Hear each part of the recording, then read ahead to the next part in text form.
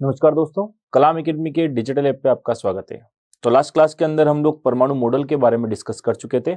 आज हम लोग परमाणु मॉडल को एक चार्ट के थ्रू, एक टेबल के थ्रू समराइज करने की कोशिश करते हैं कि थॉमसन मॉडल, रदरफोर्ड मॉडल और जो बोर का मॉडल है, इन्होंने मेन क्या बातें कही, इनकी बातों में डिफरेंस क्या था या इनके मॉडल में डिफरेंस क्या था। और हम लोग आज बात करेंगे इलेक्ट्रॉनिक कॉन्फ़िगरेशन की, कोश, उपकोश, कक्षक, इलेक्ट्रॉन के बढ़ने के क्रम की, इन सभी की बातें की जानकारी हम लोग आज लेंगे। तो स्टार्ट करते हैं आज का लेक्चर। सबसे पहले हम लोग बात करते हैं तीनों मॉडल में डिफरेंस क्या था, तीनों ने क्या बात कही है। क्लियर? तो थॉमसन, रदरफोर्ड और बोर मॉडल को हम लोग कंपेयर करते हैं कि कंपैरेटिवली इनके बारे में हमें क्या जानना था। तो सबसे पहले थॉमसन ने क्या बात बोली थी कि नाभिक नहीं होता है, क्योंकि थॉमसन ने नाभिक के बारे में कुछ बताया ही नहीं। थॉमसन ने क्या बताया था? परमाणु एक धनावेशित गोला है जिसमें इलेक्ट्रॉन बीच बीच में धसे रहते हैं, ठीक उसी प्रकार जिस प्रकार तरबूज में बीज। तो यहां तो कहीं नाभिक का उल्लेख उसने किया ही नहीं, नाभिक की कोई बात ही नहीं की। तो थॉमसन ने नाभिक के बारे में कोई बात नहीं बताई, पहली बात। क्लियर? रदरफोर्ड के बारे में हम पता है, हम जानते हैं रदरफोर्ड ने नाभिक की खोज कर दी थी, क्योंकि आपने एक रूल पढ़ा था वहां पे, या उसका एक स्टेटमेंट पढ़ा था कि उसने देखा था कि लगभग एक कण जिस पथ पर गया था उसी पथ पर लौटकर वापस आ गया।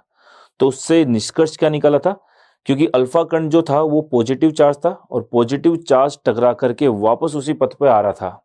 तो इसका निष्कर्ष यही तो निकल रहा था कि समस्त धनावेश केंद्र में निहित होता है, जिसे नाभिक कहते हैं। तो इस आधार पर नाभिक की खोज हो चुकी थी।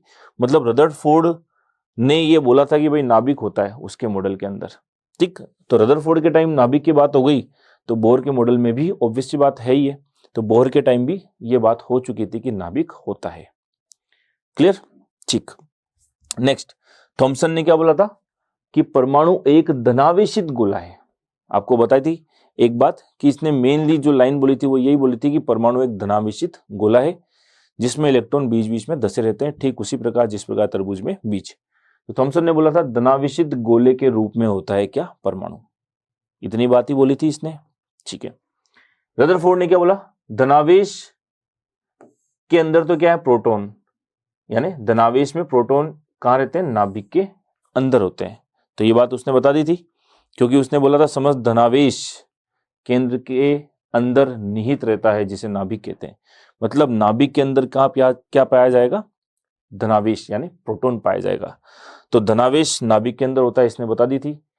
तो बोर ने भी धनावेश नाभिक के अंदर होता है यही बात बोली थी। यहां तक कि ये बातें एक दूसरे से रिजेंबल करती है, एक दूसरे से मैच करती है। ठीक। थॉमसन ने और क्या बोला? इलेक्ट्रॉन धनावेशित गोले में धसे रहते हैं। बताया था कि इलेक्ट्रॉन बीच बीच में धसे रहते हैं जिस प्रकार तरबूज में बीज। तो ये कुछ बातें बोली थी किसने? थॉमसन ने। जबकि रदरफोर्ड ने क्या बोला था? इलेक्ट्रॉन नाभिक के चारों ओर चक्कर लगाते हैं। तो ये उसने बोल दिया था, बट लोगों ने इससे पूछा था, याद हो आपको कमी जो इसकी थी कि इलेक्ट्रॉन नाभिक के चारों ओर जब चक्कर लगा रहे हैं तो उसकी ऊर्जा में कमी होनी चाहिए थी और उसका पथ छोटा होना चाहिए था और वो अंत में नाभिक में गिर जाना चाहिए था, परंतु ऐसा नहीं होता। इसकी व्याख्या वो नहीं कर पाया था, वो यहीं तक बोल करके चुप हो गया था। इसकी व्याख्या तो किसने की थी? बोर ने की थी। क्या बोला था कि भाई इलेक्ट्रॉन इसलिए नहीं गिरता है नाभिक के अंदर, क्योंकि इलेक्ट्रॉन जब नाभिक के चारों ओर चक्कर लगाता है तो वो निश्चित ऊर्जा के कोशों में चक्कर लगाता है, जिन्हें विविक्त कक्षाएं, डिस्क्रीट शेल कहते थे। और प्रत्येक कोश की जो ऊर्जा क्या होती है? निश्चित रहती है। जब वो उस कोश में चक्कर लगाता है तब न तो वो ऊर्जा का उत्सर्जन करता है, न ऊर्जा का ग्रहण करता है, अवशोषण करता है। तो सर एनर्जी में चेंज होना ही नहीं चाहिए। जब एनर्जी में चेंज आएगा ही नहीं तो सर इलेक्ट्रॉन की एनर्जी कम होगी ही नहीं, उसका पथ छोटा होगा ही नहीं और वो नाभिक में भी नहीं गिरेगा। ये सारी बातें एक्सप्लेन कर दी थी बोर ने। तो बोर ने क्या बोला? इलेक्ट्रॉन नाभिक के चारों ओर निश्चित ऊर्जा स्तर की निश्चित कक्षा में चक्कर लगाते हैं। तो ये सारी बातें आपसे हो चुकी है जब अपन ने मॉडल पढ़ा था। बस ये कि ये उसका समराइज फॉर्म है। जो आपको ध्यान रखना है कि मूल बात क्या थी जो इन तीनों ने अपने परमाणु मॉडल में बताई थी। क्लियर? आई थिंक ये बात आपको याद भी है, अपन ने एक समराइज वे में इसको लिख लिया। क्लियर? एक बार देख लें इसको, फिर हम लोग आगे बढ़ते हैं।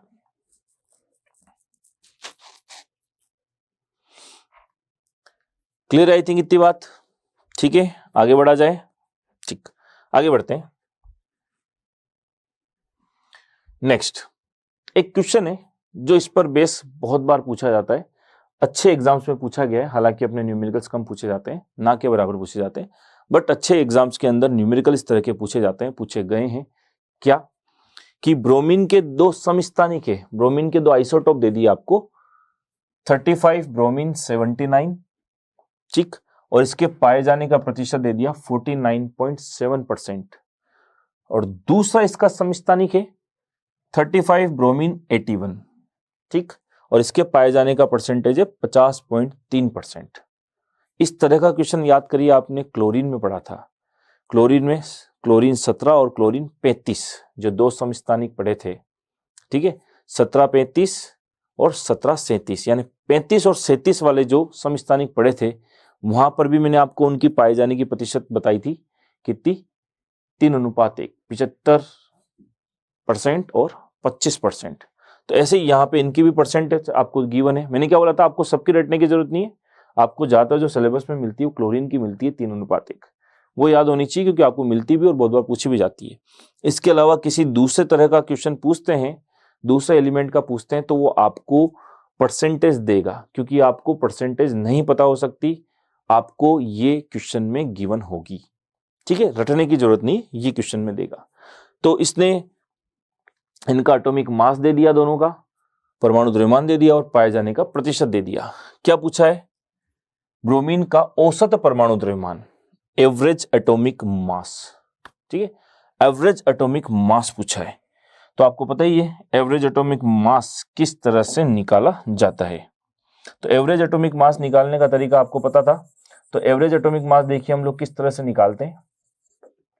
देखिए हमने फॉर्मूला लिखा था एवरेज एटॉमिक मास का, क्या लिखा था कि average atomic mass is equal to m1 into x1 का percent, m1 into x1%। m1 मतलब इसका एटॉमिक मास और x1 यानी इसके पाए जाने की प्रतिशत मात्रा। फॉर्मूला वहां लिखा रखा है मैंने आपको, प्लस m2 इंटू x2 का परसेंट, ठीक है, m2 यानी इसका एटॉमिक मास और इसका पाए जाने का परसेंट।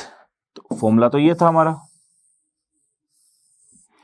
m1 x1 का percent plus m2 into x2 का परसेंट, यही फॉर्मूला लिखा था वहां पे। इस फॉर्मूले को आप चाहो तो थोड़ा सा घुमा करके ऐसे भी लिख सकते हो कि m1 इंटू x1, परसेंटेज का मतलब डिवाइड बाय 100, ठीक है, plus m2 into x2, x2 percent का मतलब डिवाइड बाय 100, तो मैं ऐसे भी तो लिख सकता हूं इसको, ठीक है, एक ही बात है, आप कैसे भी लिख सकते हैं। तो फॉर्मूला जब हमें पता है तो वैल्यू रख सकते हैं, आंसर आ जाएगा हमारे पास। देखते हैं क्या आंसर आना चाहिए। तो average atomic mass equal to m1 into x1 का परसेंट, m1 कितना है 79 इंटू x1 का परसेंट, x1 का परसेंट कितना है 49.7, परसेंटेज हटाएंगे तो डिवाइड बाय क्या आ जाएगा 100, clear, plus m2 into x2 का परसेंट, m2 कितना है 81 इंटू x2 का परसेंट, x2 का परसेंट यानी इसके पाए जाने की संभावना कितने 50.3%, परसेंटेज को हटाएंगे तो डिवाइड बाय 100, क्लियर, बेसिक सी चीज है। जब अपन इसको सोल्व करेंगे तो कितना मिलेगा, करिए सोल्व, कितना आएगा पोज करके। तो जब आप इसको सोल्व करोगे तो ये आ जाएगा मल्टीप्लाई होकर के 80.006 यानी लगभग 80 आ जाएगा। तो इसका एवरेज एटॉमिक मास कितना होता है 80.006 यानी 80 आता है। कैलकुलेशन पे आपको ज्यादा ध्यान नहीं देना क्योंकि हम कैलकुलेशन नहीं सीख रहे, हम लोग सीख रहे हैं किस तरह का क्वेश्चन आपको किस तरह से सोल्व करना है, पैटर्न क्या रहेगा। अब इस तरह के क्वेश्चन के अंदर वो क्या कर सकता है, आपको m1 दे देगा, आपको m1 दे देगा, आपको x1 दे देगा, आपको m2 दे देगा, x2 दे देगा। जैसे इसमें दे रखा है m1 x1, ये m1 हो गया, ठीक है, ये m2 हो गया, ये x1 हो गया, ये x2 हो गया। तो m1 x1 m2 x2 ये दे देगा, एवरेज एटॉमिक मास निकलवा लेगा। या फिर क्वेश्चन को घुमा करके कैसे पूछ लेगा, आपको एवरेज एटॉमिक मास दे देगा, m1 m2 दे देगा, x1 x2 पूछ लेगा। कुछ भी, सीधी सी बात है, तीन चीजों में से दो गिवन होगी, तीसरी आपको फाइंड आउट करनी होगी। अब ये मैथमेटिक्स है, ये आपको बहुत अच्छे से आती है कि हम लोग इसको इधर उधर ट्रांसफर करके कैसे अननोन जो तीसरी क्वांटिटी है वो निकालें। क्लियर? एक बार इसको देख लें, फटाफट से कॉपी कर लें, आगे बढ़ते हैं फिर हम लोग और समझते हैं कि और किस तरह का क्वेश्चन इसके ऊपर पूछा जा सकता है। क्लियर है? ठीक है, आगे बढ़ा जाए। तो आई थिंक समझ में आ गया, इसमें कुछ भी नहीं है नया, वही पुराना फॉर्मूला, फॉर्मूले में वैल्यू पुट करी, गुणा भाग अपने को आता है, आंसर आपको ये मिल जाएगा। तो ब्रोमीन का जो आप एवरेज एटॉमिक मास लेते हैं, लगभग जो परमाणु द्रव्यमान लेते हैं, वो होता है कितना, 80। क्लियर? आगे बढ़ते हैं। नेक्स्ट क्वेश्चन है, एक तत्व दे दिया, एक तत्व है X, उसका परमाणु द्रव्यमान दे दिया अब इस बार 16.2 U। अच्छा, आप लोग इसका यूनिट क्या लगाएंगे, मैंने बताया था आपको, यूनिट या तो U लगाते हो या क्या लगाते हो, AMU, atomic mass unit, unified mass या एटॉमिक मास यूनिट। ठीक है, तो मैंने जैसे अभी आपको बताया था, क्वेश्चन में या तो एवरेज एटॉमिक मास दे देगा, m1 m2 दे देगा, x1 x2 पूछ लेगा, किसी भी तरह से आपको क्वेश्चन सोल्व करवा सकता है। जैसे आप नेक्स्ट क्वेश्चन जो हम लोग सोल्व कर रहे हैं कि एवरेज एटॉमिक मास दे दिया, ये क्या है, एवरेज एटॉमिक मास, एवरेज एटॉमिक मास है 16.2 U, यूनिफाइड मास AMU, एटॉमिक मास यूनिट। तो इसके किसी एक नमूने में समस्थानिक, ऑक्सीजन के समस्थानिक दे रखे हैं इसने, x की जगह आप ऑक्सीजन लिख लें इसको, क्योंकि आपको पता है 8 नंबर पे कौन सा एलिमेंट होता है, ऑक्सीजन होता है। तो 8 नंबर पे जब ऑक्सीजन होता है तो ऑक्सीजन के दो समस्थानिक दे रखे हैं इसने, 8 16 8 18, यानी 16 वाला और 18 वाला, दो इसने दे दिए क्या, समस्थानिक, और दोनों के पाए जाने का क्या पूछा है, परसेंटेज। ठीक है, यानी एवरेज एटॉमिक मास दे दिया, m1 दे दिया, m1 दे दिया, ये O 8 16 व O 8 18। तो ये इसमें जो आपको दे रखी है वैल्यू, ये m1 ही तो है पहले वाले का एटॉमिक मास, ये दूसरे वाले का एटॉमिक मास है, m1 m2 दे दिया इस बार, और एवरेज एटॉमिक मास दे दिया आपको। तो m1 m2 दे दिया, एवरेज एटॉमिक मास आपको दे दिया 16.2 U। आपको निकालना क्या है, x1 व x2 निकालना है, यही तो क्वेश्चन है। ठीक है, परमाणु द्रव्यमान दे दिया, तो इसके नमूने में समस्थानिक इसका परसेंटेज होगा, तो इनके पाए जाने का, प्रकृति में पाए जाने का प्रतिशत आपको निकालना है। ठीक, निकाल सकते हैं, यूज करो जनरल फॉर्मूला जो हमारा है, देखिए क्या है फॉर्मूला, वही है, average atomic mass is equal to m1 into x1। ठीक है, m1 इंटू x1, परसेंटेज है तो बटे में 100 लिख सकते हैं, plus m2 into x2, percentage है तो बटे में 100 आ जाएगा, एक ही बात है। तो एवरेज एटॉमिक मास दे दिया उसने 16.2 इक्वल टू m1 दे रखा है आपको 16 इंटू, अब आपको यहां पर इसके पाए जाने का प्रतिशत नहीं पता। ठीक है, तो आपको ये मानना है कि O8 16 के पाए जाने का प्रतिशत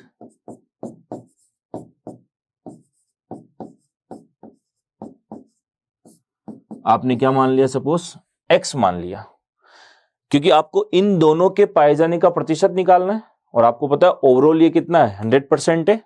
ठीक है, तो अगर इसके पाए जाने का प्रतिशत, 16 वाले के पाए जाने का प्रतिशत x है, तो मुझे बताइए 18 वाले के पाए जाने का प्रतिशत कितना होगा? 100 माइनस एक्स होगा। ठीक है, तो ओ 8 18 के पाए जाने का प्रतिशत 100 माइनस एक्स, यही होगा। बेसिक सी मैथमेटिक्स है। ठीक है, तो रख दें। इसकी जगह तो आपने क्या रख दिया? x। इसको अलग पेन से लिख देते हैं हम लोग, ताकि आपको इजी गोइंग समझ में आ जाए। ये कितना है? x। ये आपने माना है x, और ऐसे ही इसको कितना माना है अपन ने? बचा हुआ कितना होगा? 100 माइनस एक्स। तो पहले वाले के पाए जाने का प्रतिशत है x, ठीक, प्लस m2 की वैल्यू कितनी है? 18 इंटू दूसरे के पाए जाने का प्रतिशत। दूसरे के पाए जाने का प्रतिशत 100 माइनस एक्स है। ठीक है सर, 100 माइनस एक्स लिख देते हैं। 100 माइनस एक्स, क्लियर? कोई दिक्कत नहीं है। डिवाइड बाय परसेंटेज में है, ये लो परसेंटेज में है। परसेंटेज में है तो डिवाइड बाय अपन क्या करेंगे? 100 करेंगे। कोई दिक्कत नहीं है।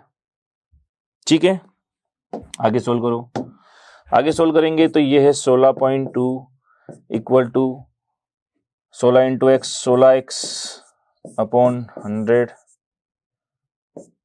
Plus 18 into 100, 1800 minus 18x divide by 100।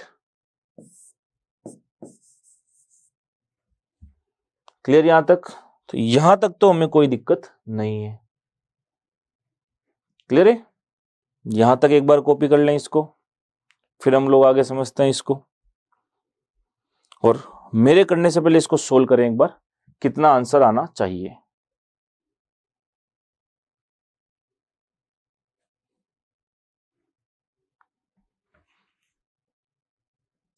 Clear है? यहां तक आपको कोई दिक्कत नहीं है? ठीक है, ओके। तो अब हम इसको ऐसे भी तो लिख सकते हैं,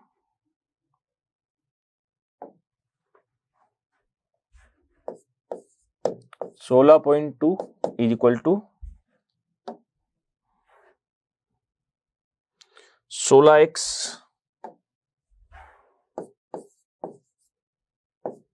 प्लस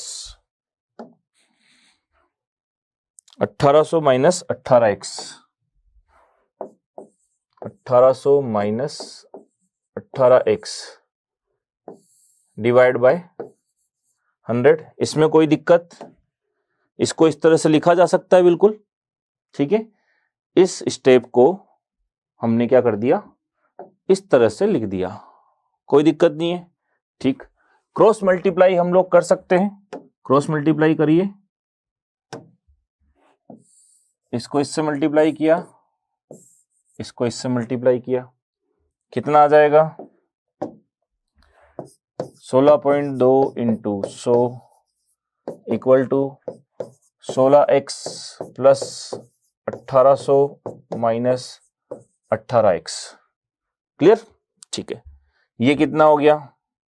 पॉइंट उड़ाया 10, ये कितना बचा? 1620 इक्वल टू 16x और माइनस का 18x, माइनस का 2x बच गया, तो 1800 माइनस का 2x। क्लियर? बहुत बेसिक सी कैलकुलेशन है। ठीक है, माइनस 2x को इधर लाएं, 16-20 को उधर ले जाएं, माइनस 2x इधर आएगा तो प्लस का 2x इक्वल टू 1800 यहीं का यहीं है, ये प्लस वाला उधर जाएगा तो माइनस में। क्लियर? बहुत बेसिक सी मैथमेटिक्स है, और आप लेवल 2 मैथ्स वाले हैं, साइंस वाले हैं, तो ऑब्वियस सी बात है इतनी बेसिक सी मैथमेटिक्स आपको पता है। ठीक है, तो 2x इक्वल टू कितना बचा? ये 80 180, तो x इज इक्वल टू कितना आ गया? 180 डिवाइड बाय 2 90। क्लियर। तो x की वैल्यू जब 90 है, ठीक, तो x की वैल्यू जब 90 है तो इधर देखिए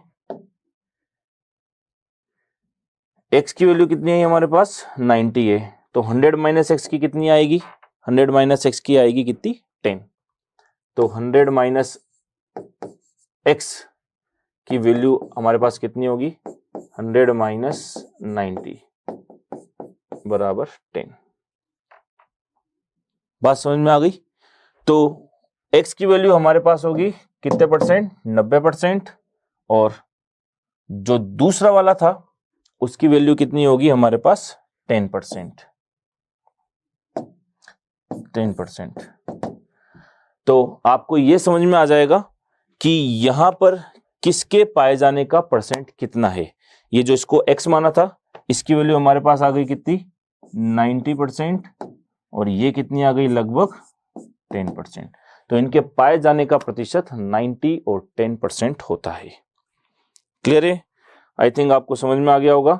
तो इसको भी कॉपी कर लें, बेसिक सी मैथमेटिक्स है। क्लियर है क्या? तो आई थिंक इतनी बात आपको समझ में आ गई होगी यहां से। अब हम लोग नेक्स्ट पॉइंट पे मूव करते हैं। तो इस तरह के जितने भी क्वेश्चन पूछे जाएंगे, न्यूमेरिकल्स पूछे जाएंगे, वो हम लोग आई थिंक सोल्व कर पाएंगे। क्लियर? एक बार देख लें, आगे बढ़ते हैं। कुछ भी नहीं है, मैथमेटिक्स है और कुछ भी नहीं है। ठीक, नेक्स्ट पॉइंट देखते हैं कि टिंचर बनाने में, इंपॉर्टेंट पॉइंट है, याद रखना, बहुत बार पूछ लेते हैं कि टिंचर बनाने में क्या किया जाता है, किसका उपयोग किया जाता है। तो टिंचर बनाने में आयोडीन को अल्कोहल में घोला जाता है, इसके समस्थानिक का यूज नहीं किया जाता। टिंचर बनाने में किसी समस्थानिक का यूज नहीं करते। जनरली जो आयोडीन होती है उसी को किस में घोल देते हैं, अल्कोहल में। यानी अगर आपको कोई पूछे टिंचर किसका मिश्रण है, आयोडीन प्लस अल्कोहल का मिश्रण है, ये याद रखना है, बहुत बार एग्जाम्स में पूछा जाता है। ठीक है, टिंचर किसका मिश्रण है, आयोडीन प्लस अल्कोहल का मिश्रण है।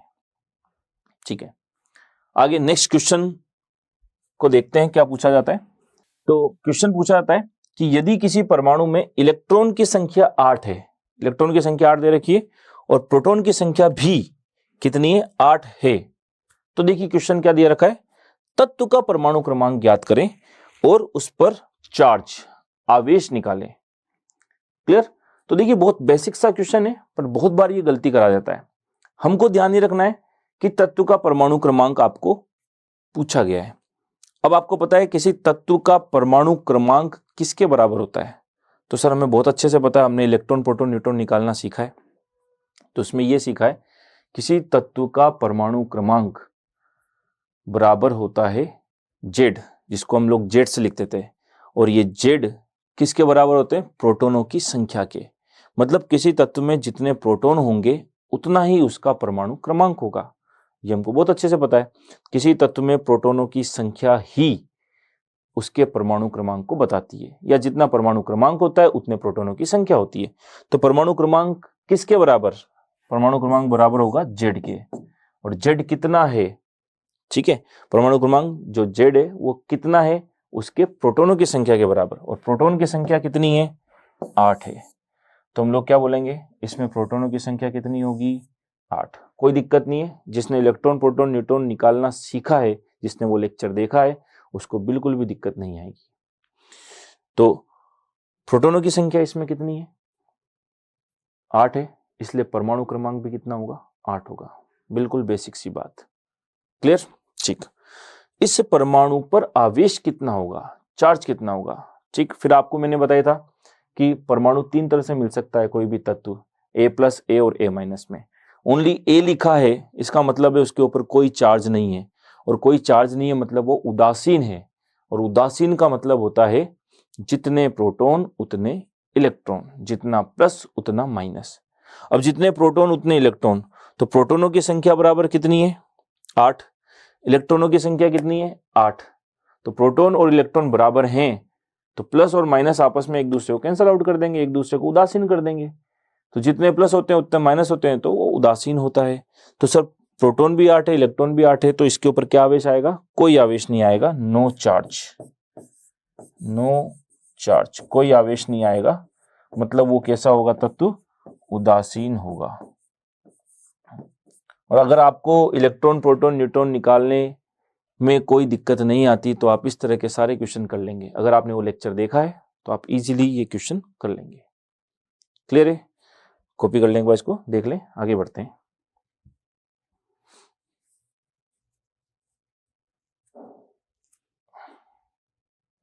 क्लियर आई थिंक इतनी बात। तो अब तक आपने क्या क्या कर लिया, आपने मॉडल के आपस में कंपैरिजन कर लिए, थॉमसन मॉडल, रदरफोर्ड मॉडल और बोर मॉडल का आपस में कंपैरिजन कर लिया कि सार क्या है इन तीनों मॉडल का। नेक्स्ट आपने जो समस्थानिक है उसके एवरेज एटॉमिक मास वाले फॉर्मूले के ऊपर बेस्ट क्वेश्चन कर लिए, किस तरह के क्वेश्चन पूछे जा सकते हैं। ठीक है, फॉर्मूला एक ही है, एवरेज एटॉमिक मास का m1 इंटू x1 का percent plus m2 into x2 का परसेंट, वो कर लिया। हमने ये देख लिया कि टिंचर बनाने में किसका यूज किया जाता है, कि आयोडीन को अल्कोहल में घोला जाता है, और हमने इसके ऊपर बेस्ड न्यूमेरिकल कर लिया। आगे बढ़ते हैं, आगे देखते हैं कि विभिन्न कोशों में इलेक्ट्रॉनों का वितरण, distribution of electron in different shells या ऑर्बिटल्स, ऑर्बिटल नहीं, ऑर्बिट। ठीक, तो इलेक्ट्रॉनों का वितरण किस कोश में किस तरह से होता है, कितना होता है। हम लोग क्यों रटते हैं कि सर ये 2, 8, 18, 32 ये क्या है, 2, 8 ही क्यों बोला सर, 7 क्यों नहीं बोला, 9 क्यों नहीं बोला इसके बाद। ठीक है, तो ये क्यों होते हैं, सबके पीछे रीजन समझ में आएंगे हमें। देखिए कैसे, तो ये जो इलेक्ट्रॉन को भरने का जो रूल होता है ये बताया था किसने, साइंटिस्ट बोरबरी ने। बोर और बरी दो साइंटिस्ट थे, तो बोरबरी ने इलेक्ट्रॉन वितरण के लिए कुछ नियम दिए। ये नियम भी हम लोग डिस्कस करेंगे, बट फिलहाल आपको बेसिक पता होना चाहिए कि इसके ऊपर क्वेश्चन आपको किस तरह से पूछे जा रहे हैं एग्जाम्स के अंदर। क्लियर? ठीक है, तो एक बहुत बेसिक सा क्वेश्चन है। क्वेश्चन पूछते हैं कि किसी भी कोश में कितने इलेक्ट्रॉन हो सकते हैं, किसी भी कोश में अधिकतम कितने इलेक्ट्रॉन हो सकते हैं। तो अगर किसी भी कोश में अधिकतम इलेक्ट्रॉनों की संख्या आपको पूछी जाए तो आज के बाद ध्यान रखना है 2n²। कितनी याद रखनी है, 2n²। ध्यान रखना, किसी कोश, कोश का मतलब शेल या ऑर्बिट, किसी कोश में अधिकतम इलेक्ट्रॉनों की संख्या, number of maximum electrons in any shell और एन ऑर्बिट। अभी तो बहुत से लोगों को यह भी कंफ्यूजन होगा, सर हमको थोड़ा सा यहाँ कंफ्यूजन है कि सर ये कोश क्या है, कक्षक क्या है। आपने ऑर्बिटल बोल दिया था तो ऑर्बिट क्यों बोला वापस उसको, तो ऑर्बिट और ऑर्बिटर क्या अलग अलग है क्या, इसलिए आपने सर ऑर्बिटल नहीं बोल के ऑर्बिट बोला। शेल क्या है, सब शेल क्या है, सर एसपीडीएफ क्या है, पीएक्स पीवाई पीजेड ये क्या है, सबकी बातें करेंगे। इस पॉइंट के जस्ट अगला वाला जो टॉपिक है वो यही है, हम लोग यही डिस्कस करेंगे कि सर ये कोश, उपकोश, कक्षक, इलेक्ट्रॉन ये सब क्या है, करेंगे इसके जस्ट बाद। लेकिन अभी फिलहाल आपको ध्यान में रखना है, किसी कोश में अगर अधिकतम इलेक्ट्रॉन पूछे जाएं, आपको आंखें बंद करके बोलना है 2n²। किसी कोश में अधिकतम इलेक्ट्रॉनों की संख्या 2n²। अब इसका मतलब क्या है सर, n का मतलब होता है कोशों की संख्या। जहां जहां भी ज्यादातर केमिस्ट्री में हम परमाणु संरचना से रिलेटेड सारी बात करेंगे, वहां स्मॉल n का मतलब कोश की संख्या होगी। ठीक है, स्मॉल n मतलब कोश की संख्या, नंबर ऑफ शेल या ऑर्बिट। ठीक है, तो किसी कोश में अधिकतम इलेक्ट्रॉनों की संख्या कितनी होती है, 2n²। अब सर हमको ये भी पता नहीं है अभी फिलहाल तो कोश हैं कौन कौन से, तो देखिए n की वैल्यू हम लोग रखते हैं तो हमको कोशों की संख्या भी मालूम पड़ेगी, उनके नाम भी मालूम पड़ेंगे और उनमें इलेक्ट्रॉन भी समझ में आएंगे। कैसे, आपको बस एक लाइन ध्यान रखनी है, ये क्वेश्चन डायरेक्ट एग्जाम में पूछा गया है आपके कि किसी कोश में अधिकतम इलेक्ट्रॉन की संख्या कितनी होती है, 2n² होती है। ठीक, यूज कैसे करना है, तो कोश की संख्या, अब कोश की संख्या n की वैल्यू में 0 तो रख नहीं सकता, 0 कोश का मतलब तो कोई कोश ही नहीं है। अब जब कोश ही नहीं तो परमाणु भी नहीं होगा, तो n की वैल्यू 0 कभी संभव नहीं है। n की वैल्यू स्टार्ट होती है 1 से। तो ठीक है भाई, n की वैल्यू हमने क्या रख दी सर, यहां 1 रख दी। तो जब n की वैल्यू 1 होती है, यानी कौन सा कोश पहला कोश होता है, कौन सा कोश पहला कोश, n की वैल्यू मतलब पहले कोश की बात कर रहे हैं, पहले कोश को नाम दिया गया है के। क्या नाम दिया गया है, के। ठीक है, ठीक है। अब हमको चाहिए सर के में अधिकतम इलेक्ट्रॉन कितने होंगे, तो फॉर्मूला वही है 2n², तो 2 इंटू n1², 2 इंटू n की वैल्यू 1, ठीक है, n की वैल्यू 1 रखोगे तो n की वैल्यू 1 का स्क्वायर, 1 का स्क्वायर कितना होता है, 1 ही होता है, तो आंसर कितना आया 2। मतलब के कोश में, यानी यू कह सकते हो पहले कोश में अधिकतम इलेक्ट्रॉन कितने आएंगे सर, 2 आएंगे। 2 ही क्यों होंगे वो भी मैं आपको समझाऊंगा, ठीक है। नेक्स्ट, n की वैल्यू सर हम लोग 2 रखें तो हमको क्या अगले कोशों में इलेक्ट्रॉनों की संख्या मिलेगी, तो ये द्वितीय कोश हो जाएगा, द्वितीय कोश, दूसरा कोश, तो दूसरे कोश को नाम दिया गया है L, क्लियर, L नाम दिया गया है। तो इसमें अधिकतम इलेक्ट्रॉन कितने, 2n², n की वैल्यू कितनी रखी है, n की वैल्यू 2, तो 2 का स्क्वायर कितना, 2 का स्क्वायर 4, 4 इंटू 2 8। तो आपको एक और बात समझ में आ गई सर, एल कोश में अधिकतम इलेक्ट्रॉन 8 होते हैं, क्लियर, ठीक है। अब आगे की बात तो आपको धीरे धीरे समझ आई गई होगी। n की वैल्यू 3 रखोगे तो आपको तृतीय कोश मिल जाएगा, तीसरा कोश मिलेगा, तीसरा कोश लिखते ही के एल, अब आपको पूरी आगे की कहानी याद है सर, m आएगा, और m आएगा तो अधिकतम इलेक्ट्रॉन निकालेंगे 2n², 2 इंटू n का स्क्वायर, n की वैल्यू कितनी है 3, 3 का स्क्वायर 9, 9 इंटू 2 18, मतलब सर तीसरे कोश में अधिकतम कितने इलेक्ट्रॉन आ सकते हैं, 18 इलेक्ट्रॉन आ सकते हैं, ठीक। ऐसे ही चौथा कोश भी निकाल लो, ऐसे तो कितने भी कोश निकाल सकते हैं हम। चतुर्थ कोश, तो उसको बोलते हो n, तो 2 इंटू n², 2 इंटू n की वैल्यू कितनी थी 4, 4 का स्क्वायर 16, 16 इंटू 2 32। तो आपको समझ में आ गया सर, चौथे कोश में अधिकतम इलेक्ट्रॉन कितने आएंगे, 32 आएंगे। तो यहां से बहुत सारे क्वेश्चन आपको सोल्व हो जाएंगे। एक तो डायरेक्ट यही क्वेश्चन जो पूछता है कि किसी कोश में अधिकतम इलेक्ट्रॉनों की संख्या कितनी होगी, कितनी होगी किसी कोश में अधिकतम इलेक्ट्रॉनों की संख्या 2n² होगी, ठीक है। पहले कोश का नाम क्या होता है, के होता है, उसमें अधिकतम इलेक्ट्रॉन कितने आते हैं सर, 2 आते हैं। दूसरे कोश का नाम क्या है सर, एल होता है, उसमें अधिकतम इलेक्ट्रॉन कितने आते हैं सर, 8 आते हैं। तीसरे कोश का नाम क्या है, एम है, उसमें अधिकतम इलेक्ट्रॉन कितने आते हैं, 18 आते हैं। चौथे कोश का नाम क्या है, एन है, उसमें अधिकतम इलेक्ट्रॉन आते हैं 32। तो इसके बाद और आएगा तो K L M N O P इस तरह से चलते जाएंगे, बट वो आपके सिलेबस में नहीं है, ना आपको पढ़ने को मिलते हैं, ना आपको उनकी जरूरत है, ठीक है।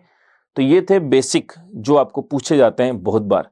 डायरेक्ट पूछ ले आपको के कोश में अधिकतम इलेक्ट्रॉनों की संख्या होगी 2 होगी, एल में होगी, एल में कितनी होगी 8 होगी, क्लियर। अब जिसने केमिस्ट्री पढ़ी है उसको इसका रीजन भी मालूम पड़ जाएगा आराम से कि सर ऐसा ही क्यों।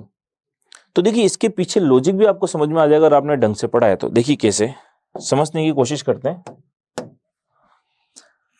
पहला कोश है 1, तो 1 होता है 1s, और आपको पता है s में मैक्सिमम इलेक्ट्रॉन कितने आ सकते हैं, 2 ही तो आ सकते हैं।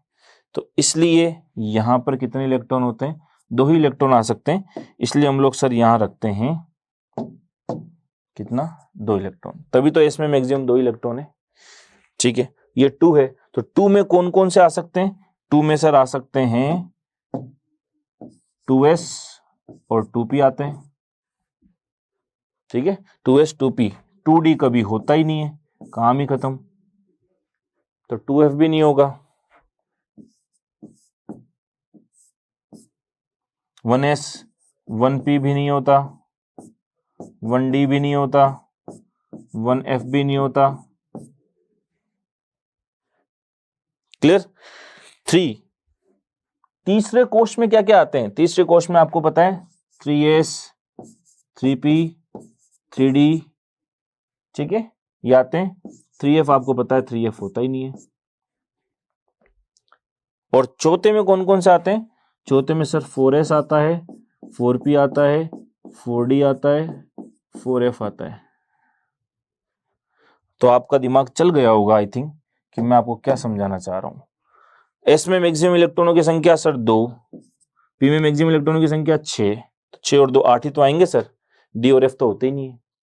एस में मैक्सिमम 2, पी में मैक्सिमम 6, डी में मैक्सिमम 10, कितने हो गए 18, इसलिए तीसरे में 18 ही आते हैं। S P D F, S में मैक्सिमम 2, पी में 2, डी में 10, एफ में 14, हो गए 32, इसलिए चौथे में मैक्सिमम 32 ही आते हैं।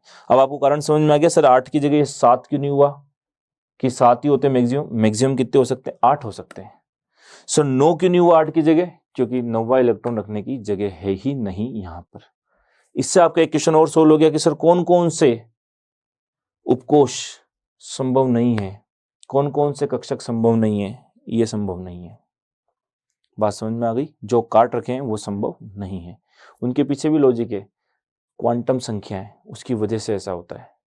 ठीक है, तो आई थिंक आपको यहाँ से बहुत सारे क्वेश्चन समझ में आ गए होंगे, बहुत सारे एक्सप्लेनेशन समझ में आ गए होंगे जो आप आज दिन तक रटते थे कि ये रटा हुआ है KLMN, ये रटा हुआ है 2 8 18 32, लेकिन ऐसा क्यों होता है वो आपको आज समझ में आया होगा। क्लियर, कॉपी कर लें इसको। हो सकता है बहुत सारे लोगों को पहले पता हो, बहुत सारे लोगों ने अब सीखा हो, कोई दिक्कत नहीं, हम लोग सीखने के लिए यहाँ इकट्ठे हुए हैं। जिसको आता है बहुत अच्छी बात है, जिसको नहीं आता वो सीखते रहें, बहुत सारी चीजें आपको अच्छी और नए तरीके से सीखने को मिलेगी। एक बार देख ले फिर हम लोग आगे बढ़ते हैं।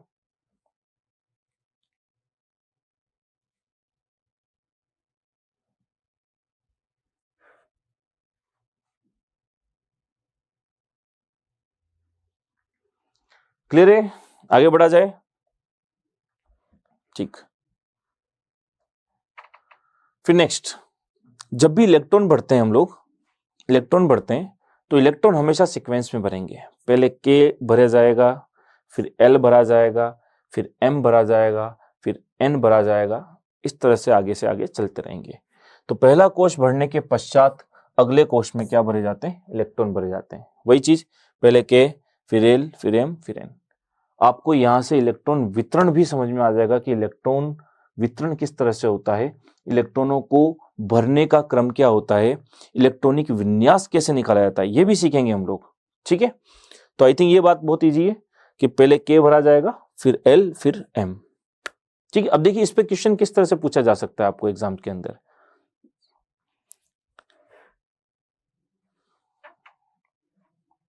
ठीक है, अब इसके लिए एक कॉन्सेप्ट समझते हैं पहले तो हम लोग, जो आप लोगों को भी मैंने 2 मिनट पहले समझाया था कि सर ये KLMN कोश हैं, तो उपकोश क्या है, कक्षक क्या है, ऑर्बिटल और सब शेल और शेल, ये सब क्या होता है, थोड़ा सा इसको पहले एक्सप्लेन करें, तब हम लोग सर आगे समझ पाएंगे कि सर ये एक के बाद दूसरा भरेगा, दूसरे के बाद तीसरा, ये थोड़ा सा और अच्छे से क्लियर हो जाएगा। तो थोड़ा सा पहले उसको समझते हैं, फिर इसके ऊपर बेस्ट क्वेश्चन करते हैं।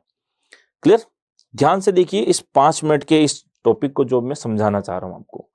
ठीक है, देखिए इधर कि पहले तो सर इनकी जरूरत क्यों पड़ी, ये KLMN SPDF क्या है, कौन तो कोश है, कौन क्या है, समझना ढंग से कि ये एग्जैक्टली आपको देंगे इलेक्ट्रॉन के बारे में जानकारी।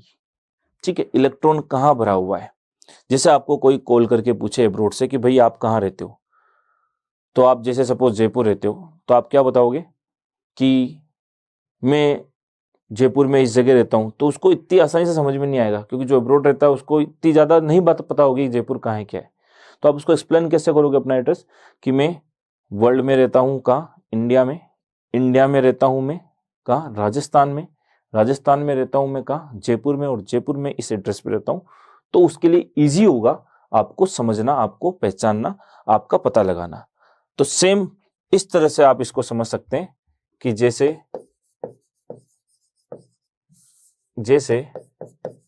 इंडिया है, इंडिया में राजस्थान है, राजस्थान में सपोज राजस्थान में आप रहते हो जयपुर, और जयपुर में रहते हो पर्टिकुलर प्लेस पे, ये आपके घर का एड्रेस। तो ये आपके घर का एड्रेस इस तरह से अगर बताया जाएगा तो आपको इजीली वो आइडेंटिफाई कर लेगा कि आप कहाँ हो। सेम इसी चीज के लिए दिया गया था ये कॉन्सेप्ट, क्वांटम संख्या, ये सारी बातें इसी के लिए आई थी। तो इसको समझने के लिए आप इस तरह से समझें कि इसका कंपैरिजन तो आप करें किससे? शेल से। शेल को हिंदी में कहा जाता है कोश।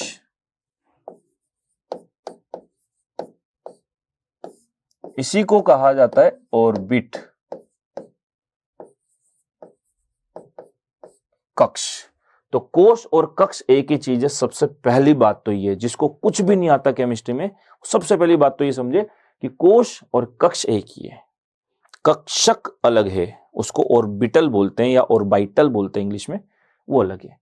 अब ये क्या थे सर? तो ये हैं आपके K L M N O dash dash. Generally हम लोग इसमें के एल एम एन तक पढ़ते हैं, ठीक है। तो ये कैपिटल से लिखे जाते हैं, कैपिटल एल, कैपिटल के, एम एन ओ, इस तरह से, ठीक है। ये तो हो गए सर कोश।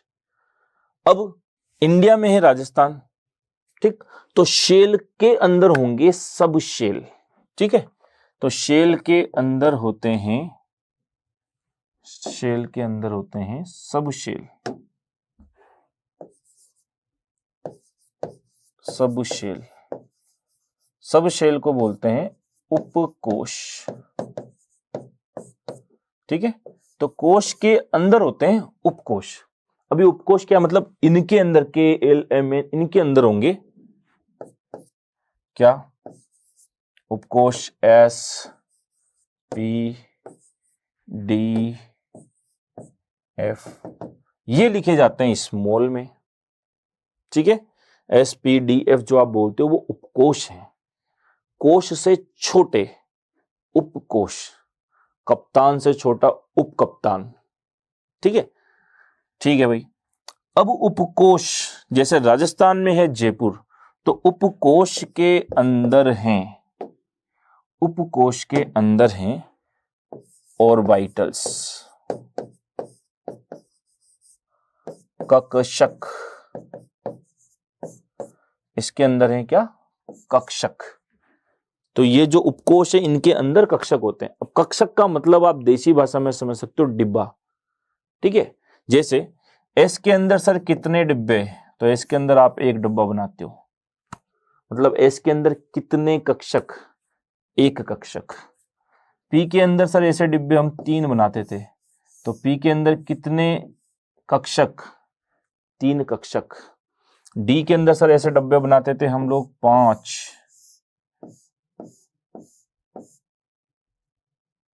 तो सर डी के अंदर कितने कक्षक? 5 कक्षक। और सर एफ के अंदर ऐसे डब्बे बनाते थे हम लोग 7।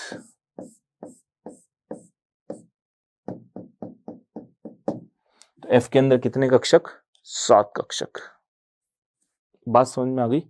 तो इसमें एक कक्षक, एक कक्षक, इसमें कितने कक्षक? 3 कक्षक, इसमें कितने कक्षक? 5 कक्षक, इसमें कितने कक्षक? 7 कक्षक। कक्षक का मतलब देसी भाषा में मैंने समझा दिया आपको, डिब्बा समझ सकते हो आप। कितने डिब्बे बनते हैं? एस के अंदर इतने, पी के अंदर, डी के अंदर, एफ के अंदर। अभी नेक्स्ट टेबल बनाएंगे, उसमें मैं आपको शेप भी बता दूंगा किसकी शेप कैसी होती है। एस की गोलाकार होती है, पी की डंबल होती है, डी की डबल डंबल होती है, एफ की कॉम्प्लेक्स जटिल होती है। वो भी यहां नहीं लिख रहे, ठीक है। तो जैसे जयपुर में रह रहे हो आप राजस्थान में, तो जयपुर में आप कहाँ पर्टिकुलर प्लेस पे रह रहे हो? कहीं भी, सीकर में पर्टिकुलर प्लेस पे रह रहे हो, तो ऑर्बिटल कक्षक के अंदर अब क्या होते हैं? सर कक्षक के अंदर भरे जाते हैं इलेक्ट्रॉन, कक्षक में इलेक्ट्रॉन भरे जाते हैं। कक्षक में क्या भरा जाता है? इलेक्ट्रॉन भरा जाता है। क्लियर? ठीक है। अब देखिए आपको इनके अंदर भरने इलेक्ट्रॉन, ठीक है सर, भरे। तो इसके अंदर, इसके अंदर भी भरेंगे, इसके अंदर भी भरेंगे, और इसके अंदर भी भरेंगे, ठीक है। भरिए इलेक्ट्रॉन। अब आपको पता है कि एक कक्षक, ध्यान रखिए, एक में कितने इलेक्ट्रॉन आ सकते हैं? 2 इलेक्ट्रॉन आ सकते हैं। एक कक्षक में अधिकतम इलेक्ट्रॉनों की संख्या 2। तो आप इसके लिए रूल पढ़ते हैं सर, एक सीधा इलेक्ट्रॉन भरा जाता है, एक उल्टा इलेक्ट्रॉन भरा जाता है, याद होगा आपको, क्योंकि कभी भी ये दो समान चक्रण के नहीं हो सकते, एक दूसरे के विपरीत चक्रण के होंगे स्टेबिलिटी के लिए। ठीक है, ठीक। इसमें अब वही एक कक्षक में मैक्सिमम 2 इलेक्ट्रॉन, तो तीनों में मिलाकर मैक्सिमम कितने हो जाएंगे, टोटल 6 इलेक्ट्रॉन हो जाएंगे, इसलिए आप पी के अंदर मैक्सिमम 6 लिखते हो। ठीक है, एस के अंदर आपने 2 इलेक्ट्रॉन क्यों भरे थे, क्योंकि सर जगह ही 2 इलेक्ट्रॉन की है। फिर इसको भरने का तरीका आपको, पहले सिंगल इलेक्ट्रॉन 1 2 3, ठीक है, क्योंकि जब तक रिक्त कक्षक उपलब्ध हैं समान ऊर्जा के तब तक इलेक्ट्रॉन अनपेयर्ड अयुग्मित रहना पसंद करता है, उनकी अधिकतम बहुलकता का नियम। ठीक है, 3। अब चौथा, पांचवा, छठा कैसा भरेगा, उल्टा भरेगा, चौथा, पांचवा, छठा, ताकि स्टेबिलिटी मिल सके विपरीत चक्रण से। तो पी के अंदर सब मैक्सिमम इलेक्ट्रॉनों की संख्या 6 हो सकती है। बस आगे आपको समझ में आ जाएंगे कि एक कक्षक है तो 2 इलेक्ट्रॉन, 3 कक्षक है तो 6, 5 है तो 10, 7 है तो 14 इलेक्ट्रॉन। ठीक, भर दीजिए, 1 2 3 4 5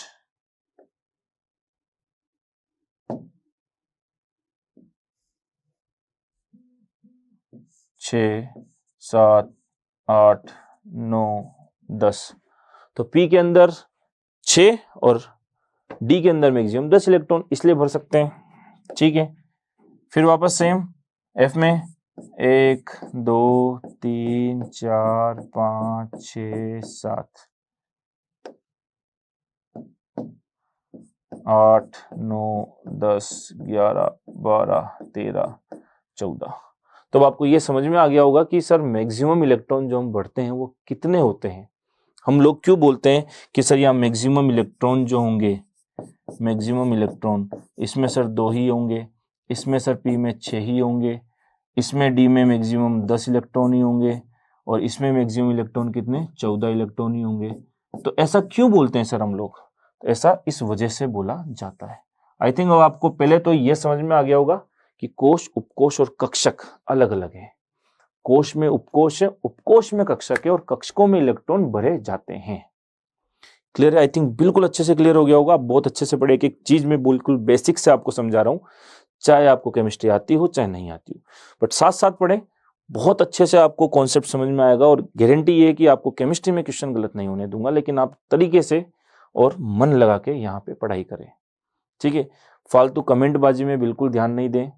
बहुत से लोग ऐसे होते हैं जिनका काम केवल कमेंट करना है, नीचे कमेंट बॉक्स इसलिए नहीं दिया केवल कमेंट करना, वहां बस आपको जब बहुत ज्यादा प्रॉब्लम आए तब आप लिखें, अदरवाइज केवल और केवल पढ़ाई में ध्यान दें।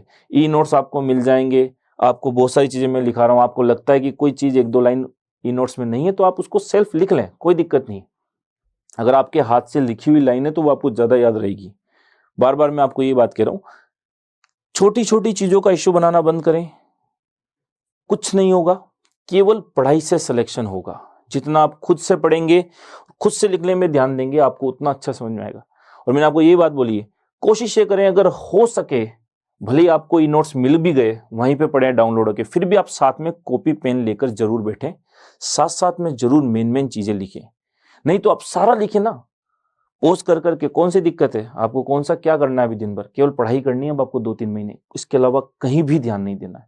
मैं गारंटी लेके कह रहा हूँ 100% सेलेक्ट हो गए, लेकिन थोड़ी सी बस मेहनत मांगती है। बस आप क्या चाहते हो, सामने मोबाइल चलता रहे, ई नोट्स अवेलेबल है ही है, डाउनलोड कर लेंगे, देख लेंगे क्या हो रहा है। देखने से नहीं याद होगा, सिलेक्शन नहीं होगा। मैं बार बार कह रहा हूँ, देखने और करने में यही डिफरेंस होता है। आप केवल देखते ही रहोगे और जो पढ़ रहा है, मेहनत कर रहा है, वो सिलेक्शन ले जाएगा। फिर बाद में आप सोचते हो कि यार पढ़ाई तो हमने साथ में की थी, पढ़ाया भी इन टीचर ने, हमको साथ में था, फिर ये सिलेक्ट हो गया, मैं क्यों नहीं। डिफरेंस बस मेहनत का है, मेहनत पे ध्यान दें। कोशिश ये करें इधर उधर की किसी भी बात पे ध्यान नहीं देना है, केवल बोर्ड पे जो पढ़ा रहे हैं सर वो समझ में आ रहा है नहीं आ रहा, तब बहुत ज्यादा दिक्कत हो तब आप लिखें कि हाँ सर इसमें थोड़ी सी ये दिक्कत है, ये चीज। मैं क्या, जितने भी टीचर्स पढ़ा रहे हैं आपको सब अपने अपनी जगह पे बेस्ट हैं, आपको दिक्कत नहीं आने देंगे। फिर भी आप दिक्कत आती है तो आप बिल्कुल बताएं कि हाँ सर ये थोड़ी सी यहाँ प्रॉब्लम है, इसको थोड़ा सा इम्प्रोवाइज कर सकते हैं हम लोग, या सर इस जगह ये चीज है। कोशिश ये करें केवल आपका ध्यान पढ़ाई में होना चाहिए। क्लियर? आपको बहुत अच्छा स्टडी मटेरियल प्रोवाइड कराया जा रहा है, आपको इसके अलावा किसी बुक की, किसी भी अदर नोट्स की जरूरत नहीं पड़ेगी किसी भी टीचर के सब्जेक्ट में, ठीक है? हाँ, आपको क्वेश्चंस की प्रैक्टिस करनी है, आपको पुराने पेपर्स देखने हैं, तो अपने कलाम की साइंस की बुक अवेलेबल है, आप ऑफलाइन ऑनलाइन कैसे भी ले सकते हैं, बहुत रीजनेबल प्राइस पे। ये भी आपको बिल्कुल रीजनेबल प्राइस पे है, ठीक है? तो केवल पढ़ाई में ध्यान दे, अदरवाइज आपको किसी भी चीज के ऊपर सोचने की जरूरत नहीं है। क्लियर? देखें इसको फटाफट से, फिर हम लोग आगे बढ़ते हैं।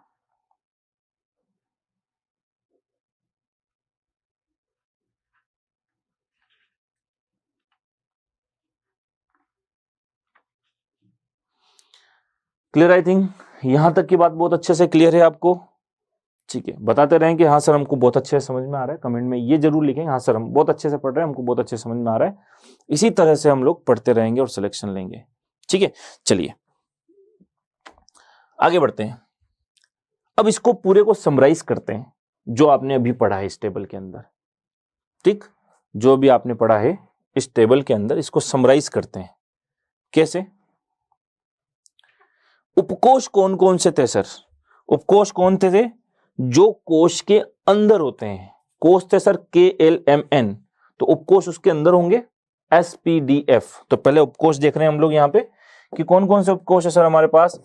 S है सर हमारे पास, सर हमारे पास P है, D है, F है, SPDF। और आगे की बात करेंगे तो सर G भी आ सकता है, हालांकि रियलिटी में आपको ये चीज नहीं मिलती, ये सब काल्पनिक चीजें हैं, पर आगे बात करें तो GHIJ इस तरह से वो बढ़ते जाएंगे, जरूरत नहीं पड़ेगी, बट आपको पता होना चाहिए।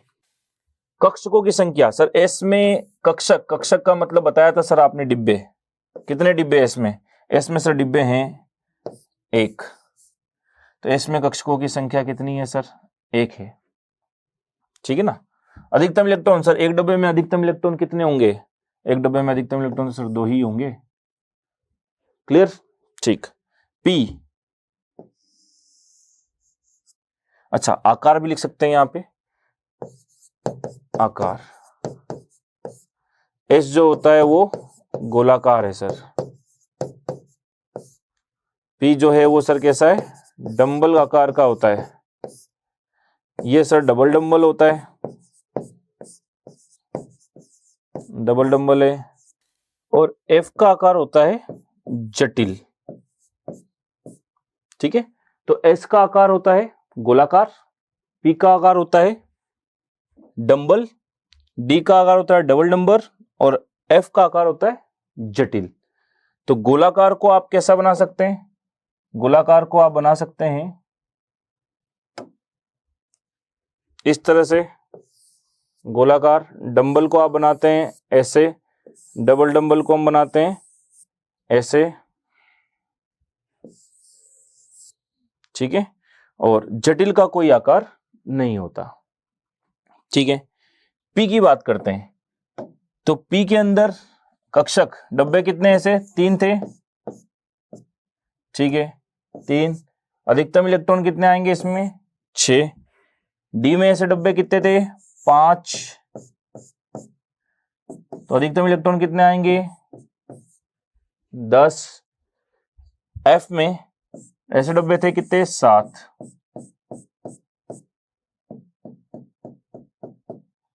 अधिकतम इलेक्ट्रॉन कितने आएंगे? 14।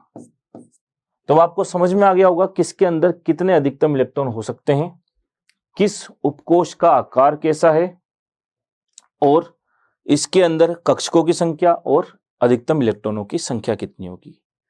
क्लियर? देख लें एक बार इसको, फिर हम लोग इसको आगे प्रोसीड करते हैं। क्लियर? आई थिंक इतनी बात आपको समझ में आ गई होगी।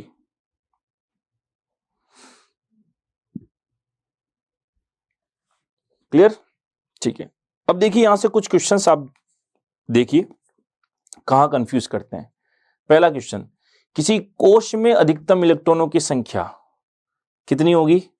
2 होगी या 2n² होगी, ये कंफ्यूजन होता है हमारे दिमाग के अंदर।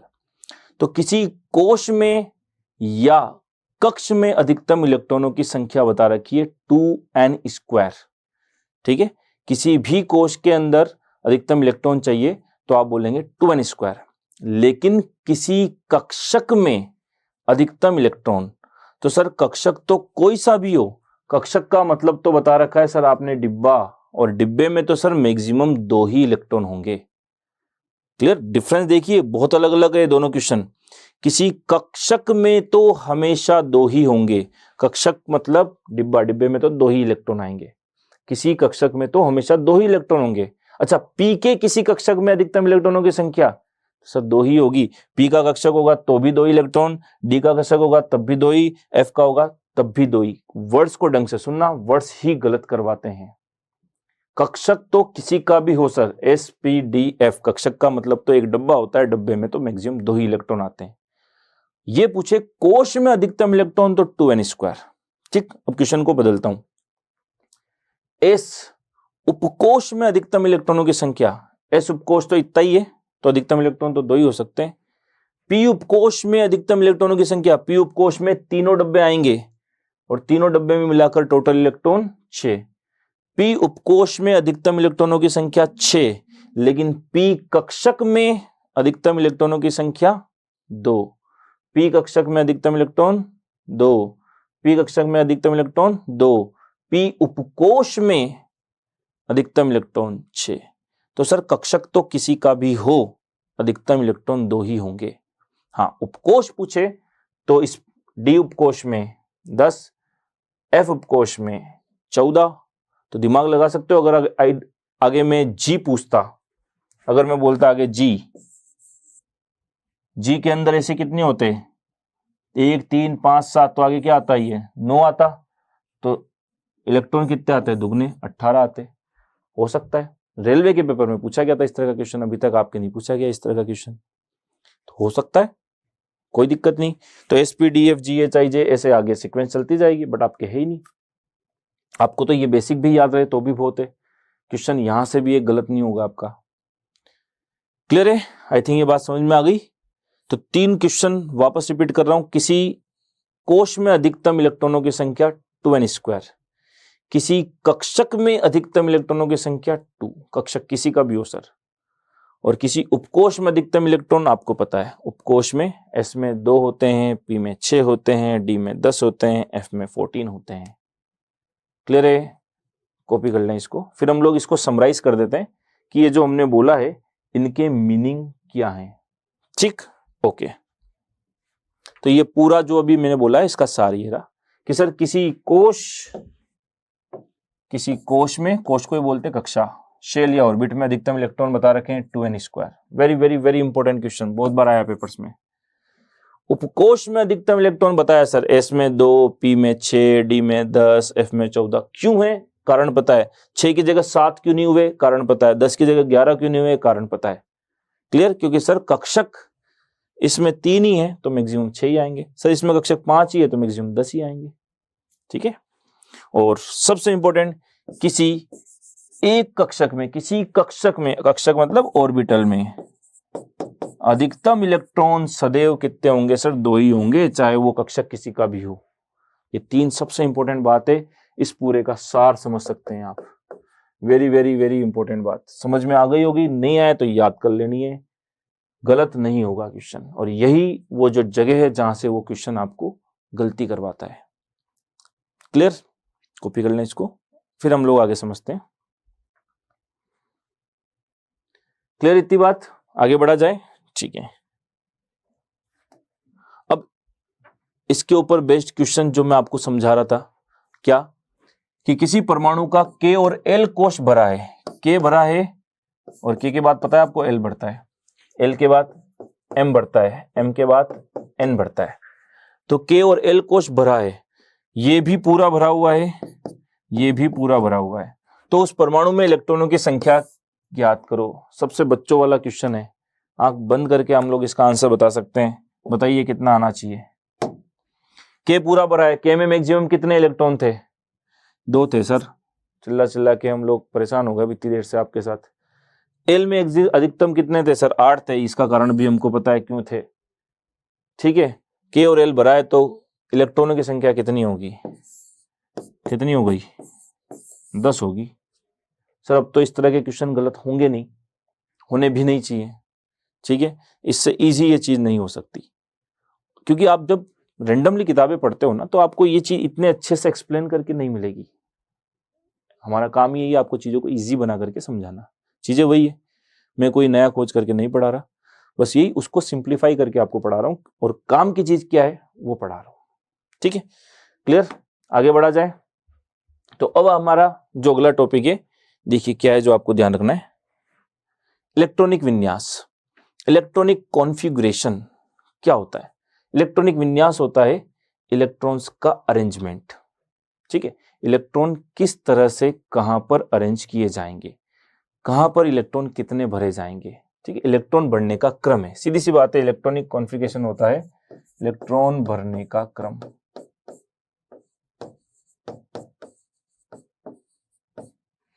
इलेक्ट्रॉन बढ़ने का क्रम होता है इलेक्ट्रॉनिक कॉन्फ़िगरेशन, ठीक। अब इसको निकालने के लिए आपको एक बात पता होनी चाहिए, वो क्या होनी चाहिए, आपको एक लाइन याद होनी चाहिए। अब वो लाइन भी याद नहीं है तो उसका भी अल्टरनेट अपने पास है कि अगर वो लाइन भी याद नहीं है तो हम लोग इलेक्ट्रॉनिक विन्यास कैसे निकालें। बहुत बार बच्चे पूछते हैं, बच्चे कहते भी हैं सर इलेक्ट्रॉनिक विन्यास भी हमें सिखाएं, तो वो भी सीखें आप, बिल्कुल जरूरी है, आपको आना भी चाहिए। तो देखिए अगर हमको कुछ भी नहीं आता इलेक्ट्रॉनिक विन्यास में तो आपको कैसे इलेक्ट्रॉनिक विन्यास लिखना है। तो एक तो आपके पास एक लाइन आपको डायरेक्ट याद हो, नहीं है तो उसका अल्टरनेट भी हम बताएंगे। तो एक लाइन जो बहुत काम की है, 1s 2s 2p 3s 3p 4s 3d सो इतनी तो याद होनी ही चाहिए, ठीक है, क्योंकि आपके ज्यादातर 1 से 20 तक काम आते हैं, हद से हद 30 तक काम आते हैं, इससे ऊपर आपके नहीं आता। तो वो तो आपके इजीली यहां से हो जाएगी। ज्यादा भी हो तो भी अपन को कैसे निकालना है वो उसका आंसर आपको पता होना चाहिए, कैसे सोल्व करना है उसका तरीका पता होना चाहिए। तो ये सीक्वेंस तो आपको या तो डायरेक्ट याद हो, हमको ये भी याद नहीं रहता सर, तो कैसे सोल्व करना है। देखिए आपको एक सीक्वेंस लिखना है, ये सीक्वेंस आपको बचपन में भी किताबों में पढ़ा होगा, वहां भी मिल जाएगा।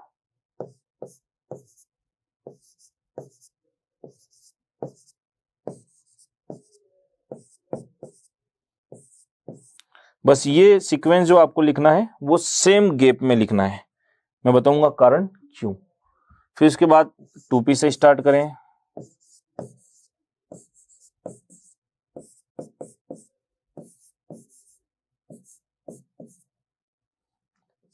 फिर 3d से स्टार्ट करें,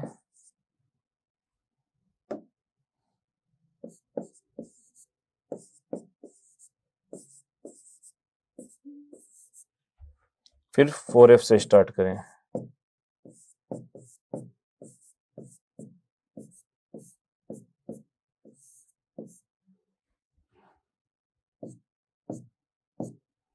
ठीक है, ये सीक्वेंस आपको आराम से बनाने में आ जाएगा, इसमें कोई दिक्कत नहीं है। इसको बनाने के बाद आपको क्या क्या करना है, इसको काटना है एक लाइन में जो जो आ रहे हैं उनको।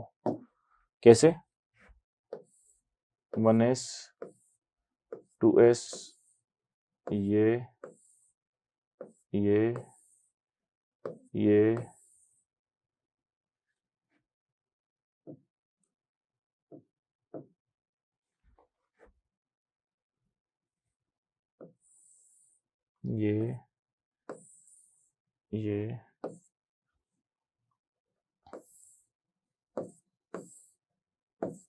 इस तरह से, ठीक है। अगर आपको ये सीक्वेंस याद है तो 1 2 3 4 5 6 7 3 4 5 6, अगर आपको ये सीक्वेंस याद है तो बहुत अच्छी बात है, नहीं तो आपको इसको बनाने में कोई दिक्कत नहीं आएगी। अब जब इसको बनाने में कोई दिक्कत नहीं आएगी तो आपसे इजीली सारे कॉन्फ़िगरेशन लिखे जाएंगे। देखिए आपको केवल क्या करना है, हेड को तेल से मिलाना है, सिर को पूंछ से मिलाना है, ठीक है। ये इसका सिर है और ये नेक्स्ट वाले की क्या है, पूंछ। फिर वापस इसका सिर है, ये इसकी पूंछ, ये इसका सिर है, ये इसकी पूंछ।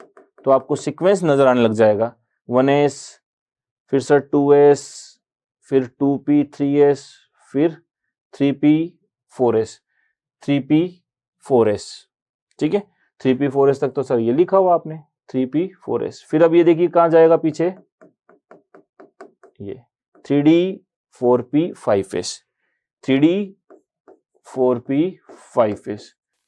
तो आपको यहां तक की सीक्वेंस आराम से यहां से समझ में आ जाएगी।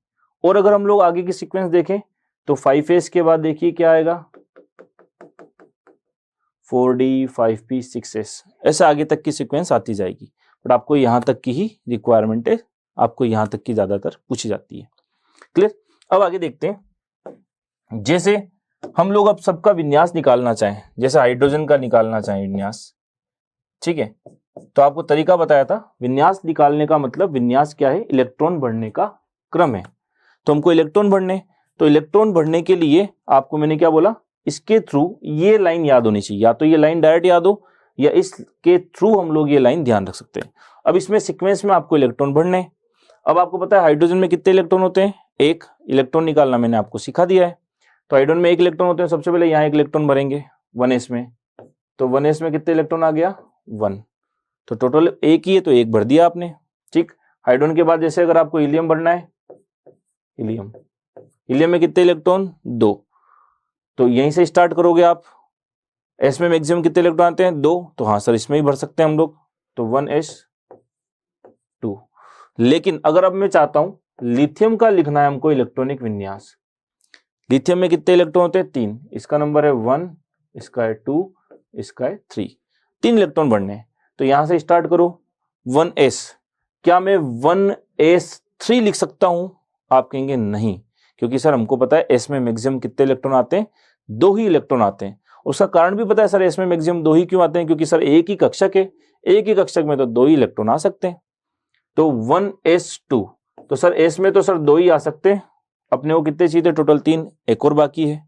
तो फिर अगले वाले में भरो, क्योंकि मैंने बोला जब एक भरेगा तब उसके बाद हम लोग अगले वाले में जाएंगे, ये भरेगा तो अगले वाले में जाएंगे। तो इसमें 2 हो गए, बचा हुआ अगले में डाल दो, ये भर जाएगा तो उसके बचा हुआ अगले में, इस तरह से 2 हो गए, एक और भरना है, एक और 2s में आ जाएगा, तो ये 2s1। इस तरह से आपको लिथियम का विन्यास मिल जाएगा। लिथियम के बाद अगर आपको 4 नंबर चाहिए बेरिलियम का, तो वही सीक्वेंस, 4 इलेक्ट्रॉन, 2 इसमें आ जाएंगे, 2 इसमें आ जाएंगे, 1s2 2s2। अगर मेरे को 5 लिखना है जैसे बोरोन, तो बोरोन में 5 इलेक्ट्रॉन, तो 1s2 और 2s2, 1s2 और 2s2, ये तो 4 ही हुए। क्या मैं 2s3 कर सकता हूं क्या यहाँ पे, आप कहोगे नहीं कर सकते सर, इसमें तो मैक्सिमम 2 ही आते हैं। तो 1s2 2s2 ये फुल हो गए, तो बचा हुआ अगले में चल जाएगा, यानी 2p में चला जाएगा अगला इलेक्ट्रॉन। तो 2p में अब कितने इलेक्ट्रॉन बचे, एक ही बचा है। इलेक्ट्रॉन हमेशा ऊपर लिखे जाते हैं, ठीक है।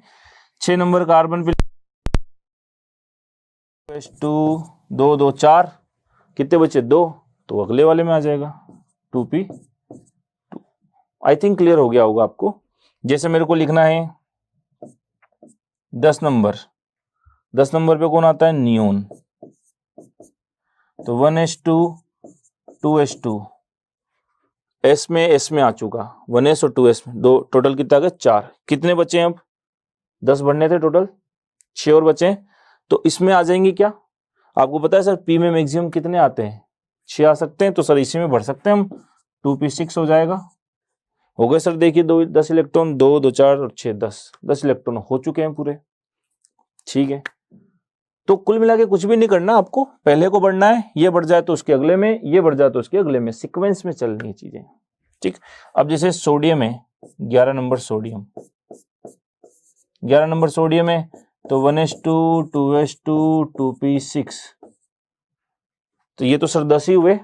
इस यहां तक तो सर हम 10 तक ही भर सकते हैं, इस जगह तो 10 ही आ सकते हैं। अगला अपने आप कहाँ आ जाएगा, 3s में आ जाएगा अगले में, तो 3s1 हो जाएगा। क्लियर। अच्छा, इसको लिखने का एक तरीका और होता है, देखिए कैसे, कि सर ये यहां तक तो जो विन्यास है ये किसके समान है, नियोन के समान है क्या, देखिए नियोन के समान है।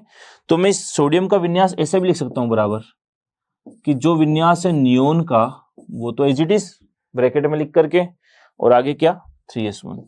तो सर इसको इस तरह से भी लिखा जा सकता है, विन्यास आप इस तरह से भी लिख सकते हैं।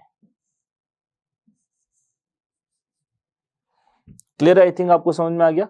यानी जो नियरेस्ट, या यू कह सकते हैं कि जिस तत्व का आपको लिखना है विन्यास, उसके जस्ट पहले जो अक्रिय गैस आ रही है उसका यूज करके उसका नाम लिख के आप बचे हुए को आगे लिख सकते हैं। ठीक है, जैसे आपको अगर पोटेशियम का लिखना है या आर्गन का लिखना है, आर्गन का लिखते हैं। आर्गन का नंबर होता है 18। 18 हम लोग किस तरह लिखेंगे, 1s2 2s2, यानी 18 इलेक्ट्रॉन बढ़ने, 2 2 4 और 6 10 और 2 12, 1s2 2s 2p 3s 3p, 3p तक लिख दिया हमने ऐसे। तो 2 2 4 6 10 2 12 और 6 18, 18 हो चुके हैं सर, 18 ही तो बढ़ते हैं। ठीक, अब 18 के बाद 19 नंबर पे आता है पोटेशियम। तो पोटेशियम का लिखना है तो ये 18 तक तो ऐसे कैसे आएगा, 1s2 2s2 2p6 3s2 3p6। तो 3p तक तो हो गया सर, फुल 18 हो गए। बचा हुआ किस में जाएगा आगे, 4s में जाएगा, तो 4s1 हो गया। अब इसको भी लिखने का तरीका वही जो मैंने बताया कि इसके पहले वाली जो अक्रिय गैस है, ठीक है, और करके अपन क्या लिख सकते हैं, ये पूरा किसके जैसा, आर्गन के जैसा, तो आर्गन, इसको लिखने का और तरीका आर्गन, और आगे मैंने क्या लिख दिया, 4s1। क्लियर। हालांकि आपको इस तरह के पूछे नहीं जाते, बट नॉलेज के लिए आपको पता होने चाहिए। दो अपवाद में बता देता हूं आपको, सेम 21 से लेकर के 30 तक लिखने का तरीका सेम है, सेम है। दो अपवाद आएंगे 24 पे, उसका कारण भी है, आपको पता होगा, उसका कारण होता है स्टेबिलिटी। 24 क्रोमियम और 29 कॉपर। क्रोमियम का होता है 3d5 4s1, 3d10 4s1। ये दो अपवाद होते हैं 21 से लेकर के 30 के बीच में, क्रोमियम और कॉपर। बाकी सबका सेम तरीके से आप विन्यास लिखेंगे, ठीक है, बाकी सबका विन्यास आप सेम तरीके से लिखेंगे जिस तरीके से मैंने बताया 30 तक। इसके आगे की जरूरत नहीं, क्योंकि आगे बहुत सारी जगह बहुत सारे अपवाद आते हैं, वो आपके लिए इतने इंपॉर्टेंट नहीं है, क्योंकि पीरियोडिक टेबल आपके सिलेबस में नहीं है। क्लियर। तो आई थिंक आपको इलेक्ट्रॉनिक कॉन्फ़िगरेशन, इलेक्ट्रॉनिक विन्यास भी निकालना आया होगा। एक बार इसको देख लें।